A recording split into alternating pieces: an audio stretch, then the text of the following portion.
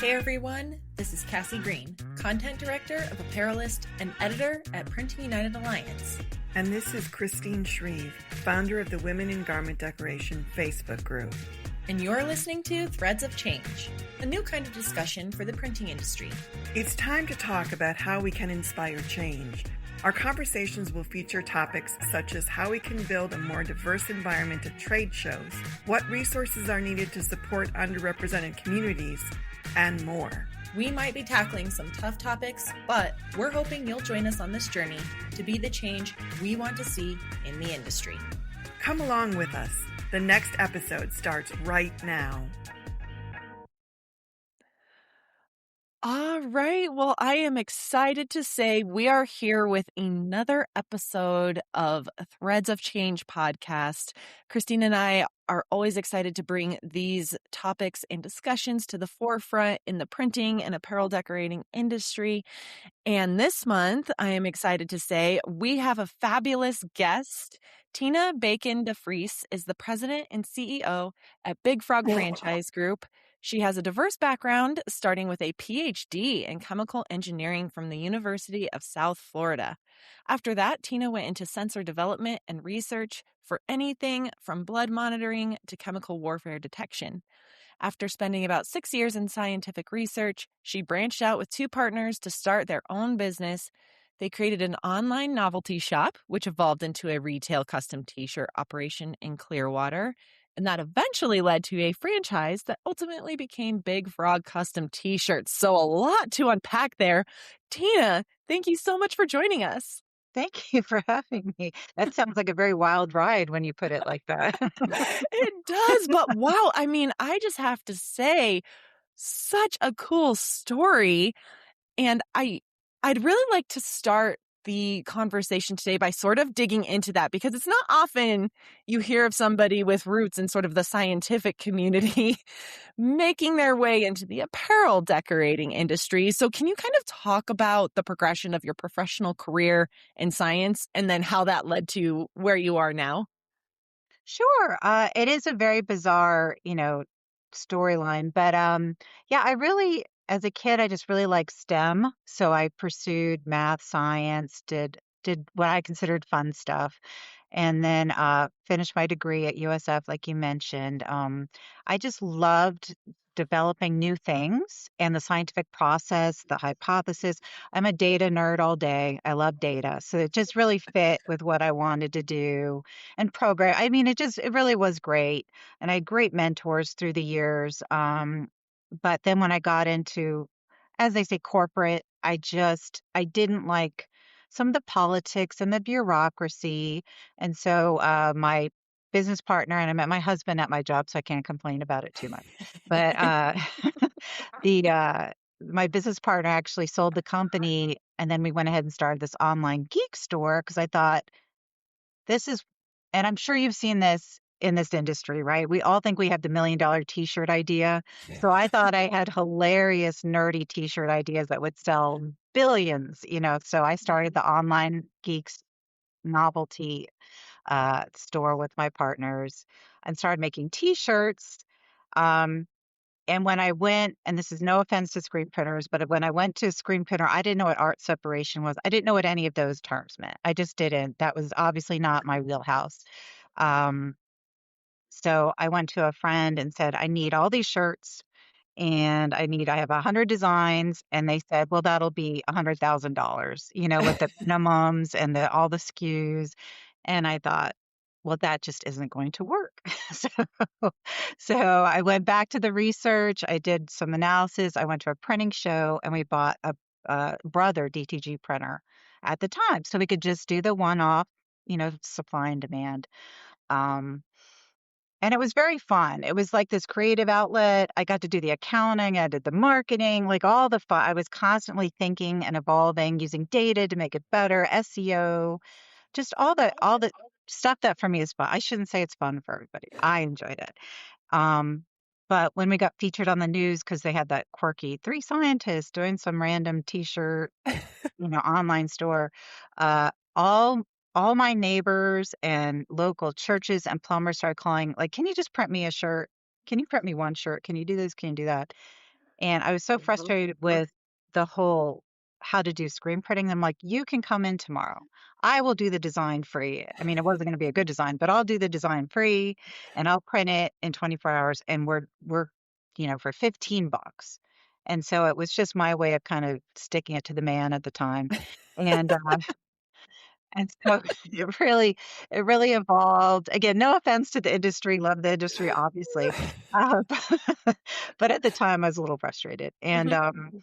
Mhm. it just evolved into a retail experience that did really well the first year, and then we started franchising a couple years later, and it was phenomenal. But it's and not to drone on, but it's just owning a business or running your own situation is just so exciting every day because you have so many things you're doing. You're never Yeah. bored. You're always solving a problem. There's always a challenge, be it your podcasting platform or, your QuickBooks not working right, whatever it is, there's a challenge or a customer that's mad at you for something. You're always coming up with you're finding solutions to things. So it's fun. Yeah. Wow. Well, I gotta ask just because before every podcast, I do a little research on whoever we're talking to. And one of the things that I saw come up quite a bit when I was looking at where, interviews you've done and other things was the whole idea of three scientists starting a t-shirt shop, basically. And I'm just wondering, because my area is marketing, I'm a marketing geek. Was that something that you put out there, or was that something that people latched onto? Mm. Um, I think my husband did the PR in the beginning, so that was Okay. his shtick about getting us some attention. Yeah. Well, Uh, it's really good shtick. I mean, yeah. I really like it. And I think that that's the reason I'm bringing it up is because I think it's important for people to hear that everybody has their unique thing. Mhm. And it's focusing on that sometimes will get you some attention. And I mean, three scientists starting a t-shirt shop, that's not what you expect. So it was a good hook. Tell your husband, well done. I've told him, but I'll tell him again. I'm sorry, I just had to segue off into that because it just interested me. But I am kind of interested also in the fact that you're a scientist, and I am so not a scientist. My brain does not work that way. But what benefits do you find from being a scientist and now working in this industry? How do you use your science brain, I guess, is what I'm asking. Yeah, it's really amazing how maybe I'll just say it. There's a certain logic to science, right? You take Sure. doing the analysis, you're taking the data, you're making conclusions off of that. So it's very Yeah. similar to anything you're doing, whether it's marketing ROI or, Hmm. determining. So I'll just take an example. So when we started the business, obviously it was almost a new concept in terms of the one-off printing with, the rush, all that stuff. Um, so we had to spend a lot of time figuring out pricing that works for our market, Hmm. Yeah. and the margins that work for us and overhead all of those things, which we did all of that analysis. I love spreadsheets, so for me it was great. But to do all of that analysis, work things in, figure it out, try it out, and then see how the ROI was on that pricing. So to me, it's you use that logic through all of it. So I just felt it really science parlayed itself into any type of business. It's any business Mhm. ownership. If you can Hmm. just take data and look at that and make decisions, whether you like the end result or not, you make that decision, which happens, where Yeah. some Yeah. equipment isn't going to work. It's not, doesn't have the profit margin you need, or some Hmm. vendor doesn't work. You got to make that decision even if you love the people. I've had to say that to vendors. I love you. You're great. I can't afford Hmm. to use you. Yeah. Well, I love that. And the reason that I wanted to bring that up is because I think a lot of what you said, a lot of newbie entrepreneurs don't know to do or don't understand how to do it or don't want to do it. Mhm. And I've taught classes on pricing before, and I'll be like, you got to know your numbers, people. And I'm not a number person, but even I know you got to know your numbers. And this field is very artistic. I think a Right. lot of artists get into it and they're very anti-number. And you need to not think of numbers as the enemy because you didn't like calculus. You got to think of numbers as they're what pay your electric bill and your employees, and they're not scary. I think that's just the thing. You just get jaded in high school or whatever, and you need to just realize they're not bad. They're actually fun. Maybe we can convince some of that, but they're they're definitely not as intimidating as you think they are. They're necessary. Yeah. Yes. Yeah. And like Christine mentioned, we do see a lot of, very artistic people in this industry not pay attention to their numbers, but we are seeing a big shift where they're starting to realize, okay, yes, we have to, if we're going to be successful and have any sort of growth. I'm also curious. So using numbers and data to analyze things like pricing and your revenue and what your cost is going to be for a new piece of equipment, that makes a lot of sense. But I'm also curious, do you ever employ like a data-based approach or a numbers approach when you're identifying, potential franchise owners? Or are you like, how do you apply that to sort of building the franchise itself? All right. This is one of my unsuccessful endeavors. So I will share it with you. We did try very hard in the beginning to use a disc type analysis, like a personality analysis, to see if certain franchisee, like just take our successful franchisees, put them into some sort of personality box, and then see if we could just get all those people in the system. When I took those numbers just all over the place and tried to make a model around our best franchisees. And there's absolutely no correlation. Absolutely no correlation. I mean, this is me. I mean, I do have a PhD, so I think I know what I was doing. But I could not get any like this is the person. This is it. This is who we need. And so I I was very sad because I didn't think data would fail me, and it did fail me. And at least this particular way to analyze it did fail me. But it's fine because what I determined is what I'm looking for is someone who we're looking for people that are resilient when things go wrong. We're looking for people open to training, open to number analysis, with that type of person who understands it's especially joining a franchise. You want them to be like, oh, we'll follow your system and we want to hear what you have to say. We don't want closed-minded people that already think they know everything, because why are you joining? Don't join us. Just start your own thing, because we're here. It's been 18 years. We have seen just about everything in the industry and how to fail, how to succeed. So we're really looking for people that want to be part of their community, that, are good people, that just want to learn, want to succeed, and are open to learning with us and evolving with us. So that's kind of it's kind of a gut check, and I hate to say it, but it's kind of a gut check at this point. So I am very still sad about those numbers not leading to the ideal candidate for us.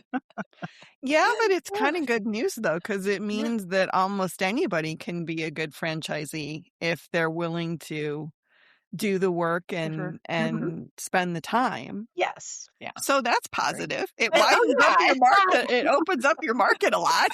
Yes. Yeah. I mean, we have teachers to veterans to engineers to accountants. Like we have so many different variety of people of different backgrounds. That's phenomenal. So, Yeah. That's pretty I cool. really love yeah. that. I do too. Well, I want to just, you like data and all that stuff. I'm understanding that. And I'm just wondering, because we have all heard stories about science being kind of tough for women sometimes, not always welcoming. Have you had experiences like that? And what have you learned from working in the science world? And how have you carried that over to Big Frog.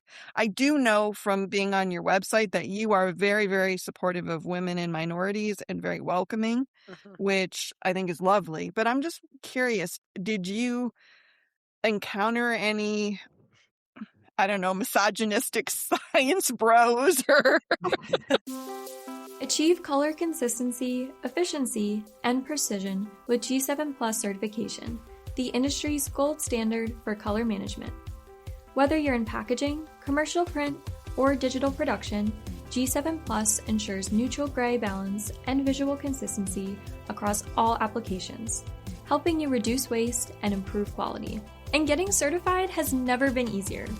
Choose from live in-person training for hands-on experience, live online training for real-time learning from anywhere, or on-demand training for flexible, self-paced education.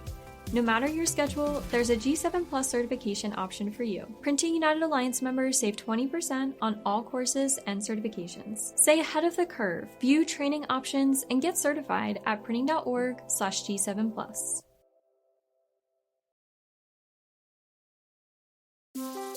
G7 Plus is here, the next evolution in print calibration and color management. Built on the trusted G7 methodology, G7 Plus delivers even greater gray balance accuracy, improved tonality, and optimized color control across all printing technologies. This advanced standard helps reduce waste, improve consistency, and ensure seamless print reproduction. And getting certified has never been easier. Choose from live in-person training, live online training, or on-demand courses to fit your schedule. Printing United Alliance members save 20% on all courses and certifications. Stay ahead of the curve, get G7 Plus certified at printing.org/G7 Plus. I'll say in college, I really didn't. I was very fortunate. That's My awesome. my mentors and my professors in college were actually super didn't really never came into play. They just were very much, you have to succeed as a human being, and that was great. I won't mention specific situations, but there were a couple where it was very much, paid less, respected less because I mean, people who had just no offense to bachelors, but had bachelors versus my PhD had a lot because they're male, had a lot more respect than I did and pay. And I just left those positions to, yes. So I have, but fortunately not much. I'm very, very, I really didn't see that as much. And I think that I'm very lucky that my mentor that I did all this with, he's very, I think, and this is a weird thing to say, but he has a daughter and he just wanted her to succeed. And I think that there's just men that understand that situation. And I was raised in a military family, so I was raised hardcore.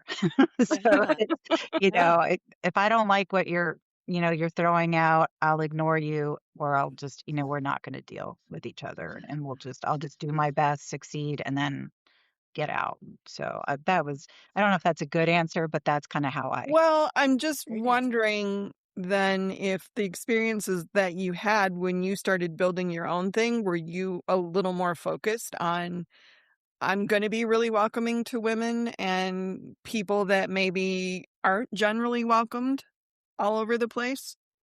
I I think so. I think I'm just always, let's get the best people, and Yeah. it's just, I just don't, it's odd because I don't have a discrimination thing going in my head at all. So I Right. think like bring everybody. We're just going to take, but I do especially one of my favorite things, which I didn't really expect, is mentoring the younger women in the office. I love one of my most fulfilling things is to help them get out of their comfort zone. And there's a lot of anxiety in today's youth, and to help them overcome that. And, it has been so fun for me. I have loved it, and just see them evolve and bloom, and it's been wonderful. Do you have like some sort of formal mentorship program going within Big Frog, or is this just kind of something you like to personally work with your different franchisees?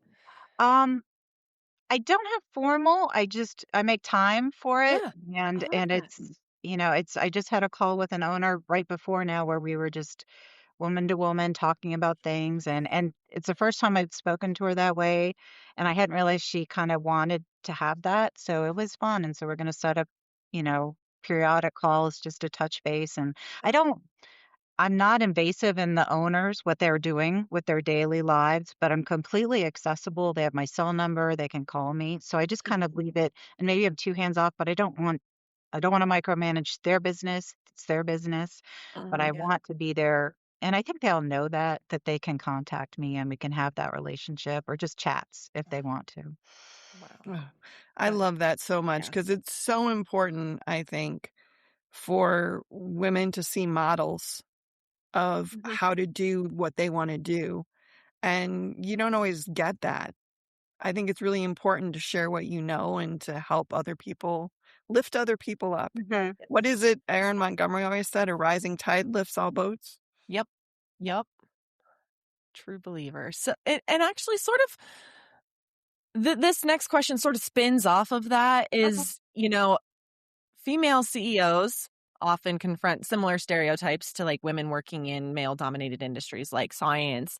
But you've clearly established yourself as, not only a good boss, but a good mentor that your franchisees feel they can approach.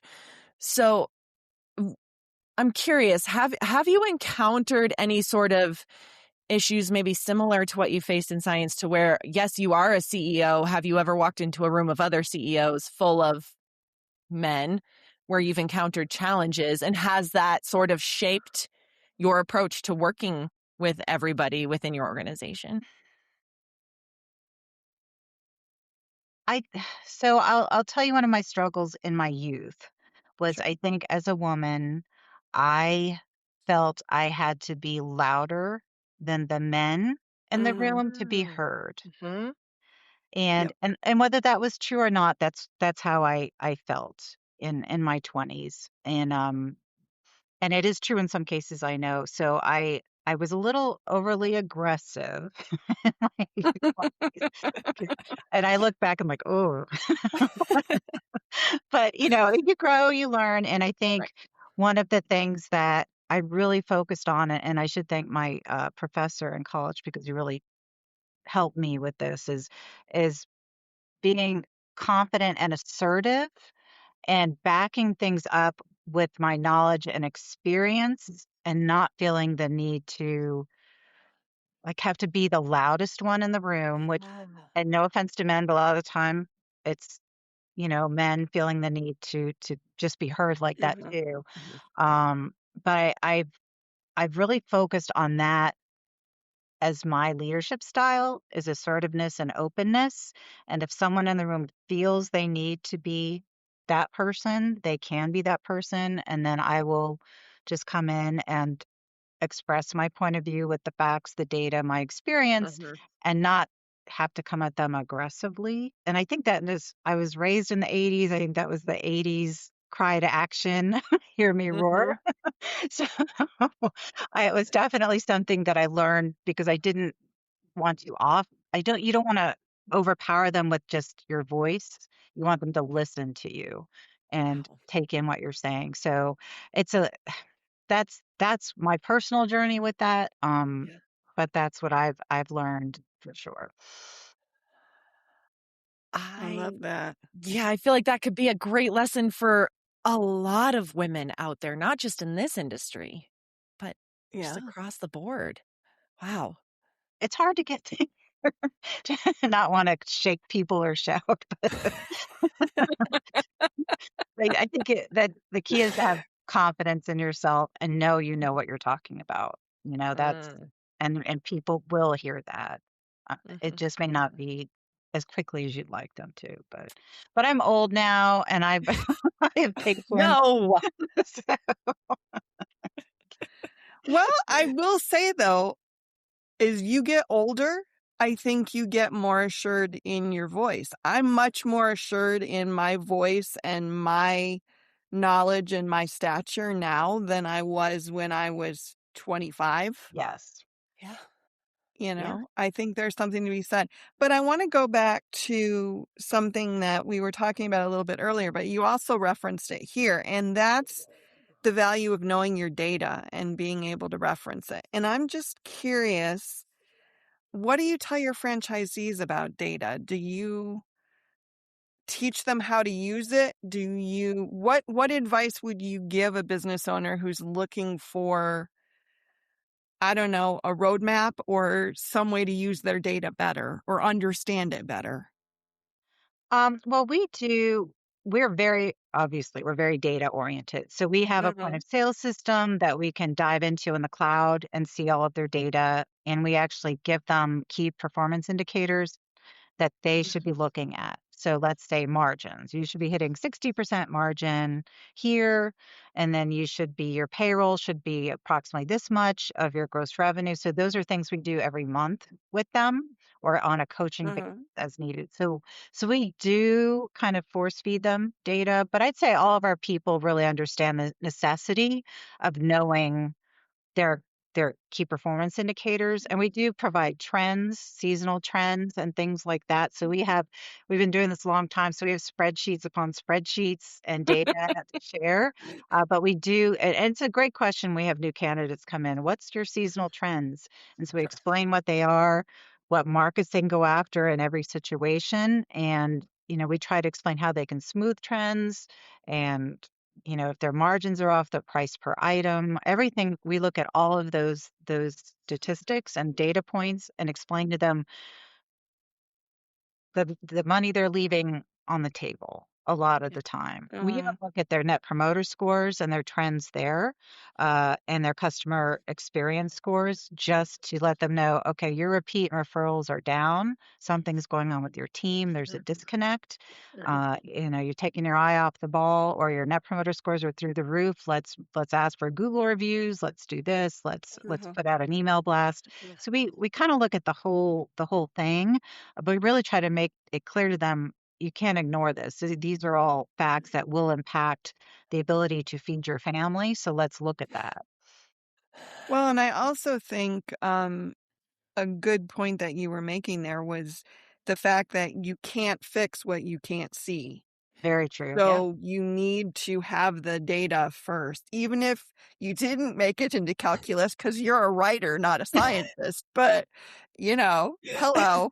Um, but I think there is an importance in knowing your numbers, knowing your data, and paying attention to it. And even if you don't love it, you still need to do it if you're going to run a business. So And that's the I nice thing really about like that. I think that's an franchising. important point, and I just wanted to kind of put a Yeah. little extra pin in it. And if you're going to run your own business, definitely get a good bookkeeper or CPA to help with that. Or Mhm. franchising is great because we have 20 people here that look at your numbers and can explain it to you. So Sure, that's one of sure, the advantages. sure. Well, I always hate wrapping up these episodes because they're always so good and we get so excited. But as we sort of come to the close of this episode, what kind of, you've already started dropping some advice bombs and some really like insightful things that you say to your franchisees, all of your owners, everything. But what kind of leadership advice or just general business advice would you share for other women in the industry, other business owners, entrepreneurs, any of that? So for me, I think the biggest thing you can do is keep learning and keep Mhm. getting knowledge about whatever you're passionate about, whatever the aspect of business you're passionate about. It's very fulfilling. Find fulfillment in your leadership, whatever that means. I really am enjoying the mentoring. I enjoy overcoming challenges. So life isn't just about a paycheck, about getting the CEO title. It's about loving who you are, what you do, and finding fulfillment in that. We only have one of these lives, so let's just do our best with it and be happy at the end of the day. So if you're just struggling with that in leadership, just take a minute and figure out what it is you really want to do, or take that aspect of your job and really focus on that part that you love, work with your team. I don't know. I mean, that's kind of big picture, but yeah, have the confidence in yourself, love what you do, love who you are, and work on that. If you don't, that's Mhm. workable. I actually really, what the one point that also stood out to me of what you just said is take a step. If you're not loving it, you're not feeling fulfilled, take a step back and look at it. Because I think sometimes we get so stuck in the grind and like, I hate doing this, but you don't do anything about it, or you don't really think about why you're hating it or whatever. Taking that step back and really looking at it, I think is so important. That's such an important piece. Well, and there's also, I think, the sunk cost fallacy too, a little bit about, well, I've been doing it and I don't really love it, but I have all this time invested. And it's like, yeah, but if you hate it, do you want to do this in like 5 more years? Or if it's not working for you for whatever the reason? And sometimes you just have to say, well, that's done, and go and do something else. I left my PhD. There you go. I mean, look at all the effort you put into that. If I can do that, you can move on from whatever you're doing and have more fun with life. Or even just, I see a lot of people talk about how they hate their job, on TikTok or whatever. And these days, a lot of bosses and corporations are focused more on work-life balance and fulfillment. Look at what you want and ask. It can't hurt. I don't think. I don't think it's true. It's true. Well, Tina, before we let you go, where can our listeners connect with you, learn a little bit more, and just kind of find out more about Big Frog? You can go to our website, bigfrog.com, or I'm on LinkedIn. I'm somewhat active, so you could go to LinkedIn and find me there.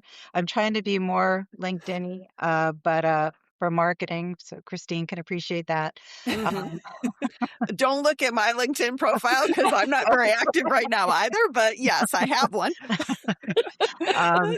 Or if you want to chat, my email's tina@bigfrog.com. Just drop me a line. I love that. There you go. And definitely do go check out the Big Frog website, because I've been there and I was going to say a bad word. There's a lot of information there. Yeah. I caught myself. I get a medal.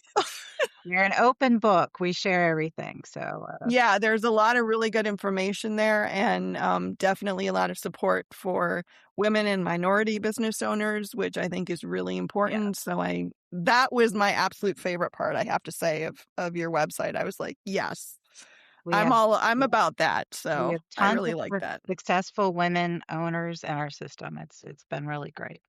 Yeah. Well, excellent. This has, again, been a really great episode. As a reminder to everybody listening, you can find the Threads of Change podcast wherever you listen. So that could be Spotify, it could be YouTube, it could be Apple Podcasts, it could be directly on the apparelist.com website. But wherever you are, these episodes are worth a listen. Tina, thank you so much for joining us. Thank you, guys. Yes, thank you. Hey everyone, this is Cassie Green, Content Director of Apparelist and Editor at Printing United Alliance. And this is Christine Shreve, founder of the Women in Garment Decoration Facebook group. And you're listening to Threads of Change, a new kind of discussion for the printing industry. It's time to talk about how we can inspire change. Our conversations will feature topics such as how we can build a more diverse environment at trade shows, what resources are needed to support underrepresented communities, and more. We might be tackling some tough topics, but we're hoping you'll join us on this journey to be the change we want to see in the industry.